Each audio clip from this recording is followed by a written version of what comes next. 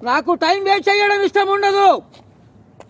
5 నిమిషాలు ఆయన మనవడిని వదలకపోతే వేసిన చోట వేయడం నాకు అలవాటు లేదు. ఈసారి ఇక్కడ కాదు, అక్కడ వేశాను. రేయ్, నా తండ్రి చితి సాక్షిగా చెబుతున్నాను, నా మేనత్త చిత భస్మాన్ని పట్టుకుని చెప్తున్నాను, ఈ మట్టి మీద నా నెత్తురు పట్టు పడేలోపు నీ తల తెగి పడకపోతే నేను సీమ బిడ్డనే కాదురా. పట్టుకో సిద్ధప్ప, వాడి ఆయువు తీసుకొచ్చి అస్థి కలుపుతా.